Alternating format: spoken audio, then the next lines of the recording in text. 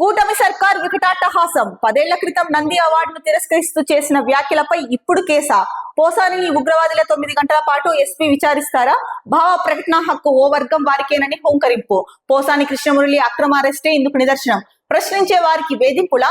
రేపటి తేదీ వేసి ఈ రోజే అరెస్టా? ముందస్తు నోటీసు ఇవ్వకుండా ఎత్తుకురావడం ఏంటి? 15 గంటల పాటు ఎక్కడుంచారో చెప్పకుండా కక్ష సాధింప. పోసానిపై నమోదైంది దేశద్రోహం కేసా, హత్య కేసా? విచారించే చోటుకు స్వయంగా జిల్లా ఎస్పీ రావడం ఏంటి? న్యాయవాదులు, వైఎస్ఆర్సీపీ నేతలు పోసానితో మాట్లాడకూడదా? ఆరోగ్యం బాగోలేని వ్యక్తిని 9 గంటల పాటు విచారిస్తారా? ఇవన్నీ రెడ్ బుక్ రాజ్యాంగంలోని ఆర్టికల్స్ కావా? ఇదంతా చూస్తుంటే ఇది ప్రభుత్వ పెద్దల పక్కా కుట్రేనని స్పష్టం. మెజిస్ట్రేట్ ఎదుట హాజరుపరిచిన పోలీసులు అర్ధరాత్రి 2 గంటలైనా కొనసాగుతున్న వాదనలు. సో పోసాని కృష్ణమురళి అయితే కనుక అరెస్ట్ చేసిన విషయం తెలిసిందే. సో ఆయనని 9 గంటల పాటు ఎస్పీ విచారించారని చెప్పేసి ఇక్కడ ఇచ్చారు ఒక క్వశ్చన్ మార్క్ తో. ఆయన ఏమన్నా ఉగ్రవాద? ఎస్పీని డైరెక్ట్ గా వచ్చి విచారించారు, అది కూడా 9 గంటల పాటు విచారించారు.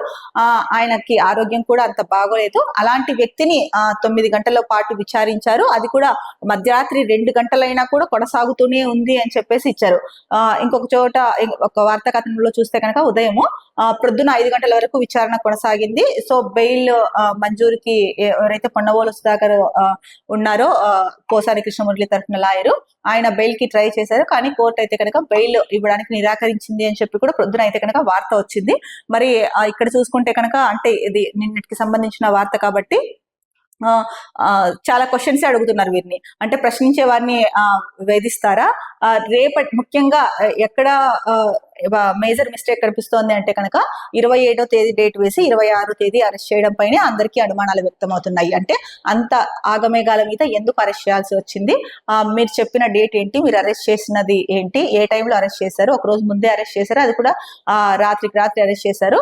ఆయన ఏమన్నా ఉగ్రవాద, తీవ్రవాద? ఎందుకు అంత ఇదిగా అంటే ఆయన టాబ్లెట్లు వేసుకుంటానన్నా, డ్రెస్ మార్చుకుంటానన్నా కూడా అంత టైం ఇవ్వకోకుండా అంత హడావిడిగా తీసుకెళ్లిపోయారని చెప్పేసి ముఖ్యంగా దీని మీద అయితే కనుక అంటే ఈ డేట్ విషయంలో అవ్వచ్చు, ఆయన టాబ్లెట్స్ ఆరోగ్య విషయంలో అవ్వచ్చు, దీనిపైన అయితే కనుక చాలా మంది అయితే కనుక ఈ ప్రశ్నలు లేవనెత్తారు. ఆయన ఏమన్నా ఉగ్రవాద, లేకపోతే ఆయన ఏమన్నా హత్యలు చేసి పారిపోయే వ్యక్త, అంత హడావిడిగా తీసుకొచ్చేసారు అని చెప్పేసి. సో ఈ నేపథ్యంలోనే ఒక ఆరోగ్యం లేని వ్యక్తిని 9 గంటల పాటు విచారిస్తారా అని చెప్పేసి అడుగుతున్నారు. ఇక ఇవన్నీ చూసుకుంటే కనుక ఇది రెడ్ బుక్ రాజ్యాంగంలోని ఆర్టికల్స్ కావా అని చెప్పేసి ప్రశ్నిస్తున్నారు. ఇక ఇది ఈ ఓవరాల్ గా ఈ పోసాని కృష్ణమురళి అరెస్ట్ ని చూసుకుంటే కనుక అప్పుడెప్పుడో అంటే అదేంటి 10 ఏళ్ల క్రితం నంది అవార్డుని తిరస్కరిస్తూ పోసాని కృష్ణమురళి చేసిన వ్యాఖ్యలు ఏవైతే ఉన్నాయో వాటి మీద ఇప్పుడు అరెస్ట్ చేయడం ఏంటి అన్నది ప్రధానంగా ఇంకొక విషయం అయితే కనుక వినిపిస్తోంది. ఇదంతా చూస్తుంటే కనుక ప్రభుత్వ పెద్దల కుట్రేనని చెప్పేసి పక్కాగా స్పష్టమవుతోంది అని ఇచ్చారు. ఇక మెజిస్ట్రేట్ ఎదుట హాజరుపరిచిన పోలీసులు అన్నారు. సో ఈ రోజు ఉదయం న్యూస్ చూస్తే కనుక ఈయనకి రిమాండ్ కి పంపించారు, బెయిల్ అయితే కనుక నిరాకరించింది కోర్టు అని వార్త వచ్చింది. ఇంకొక వార్త చూస్తే కనుక ధైర్యంగా ఉండండి, మేమంతా తోడుగా ఉంటాం. పోసాని సతీమణి కుసుమలతను ఫోన్ లో పరామర్శించిన వైఎస్ జగన్మోహన్ రెడ్డి. దీనికి సంబంధించే ఇంకొక వార్త.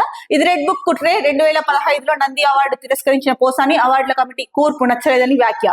సినీ పరిశ్రమలో కులాలు లేవని స్పష్టీకరణ. 2015లో చేసిన వ్యాఖ్యలపై 2025లో ఫిర్యాదు, వెంటనే అక్రమ అరెస్టు. సో అప్పుడెప్పుడో 2017లో నంది అవార్డుని తిరస్కరించారు. నంది అవార్డుల కమిటీ ఏదైతే ఉంటుందో ఆ కమిటీ కూర్పు ఆ బృందం ఏదైతే ఉంటుందో అది ఆ టీం నచ్చలేదని వ్యాఖ్యలు చేశారు. దానికి సంబంధించి ఇప్పుడు అరెస్ట్ చేస్తారా అని చెప్పేసి ఇక్కడ ఇచ్చారు ముఖ్యంగా. ఇంకా అలాగే బూతులు తిరుగుతూ నీతులు, వైఎస్ జగన్ సహా ఎవరిని వదలకుండా పచ్చ పరివారం బండబూతులు తిడుతోంది అని చెప్పేసి కూడా వార్త ఇచ్చారు.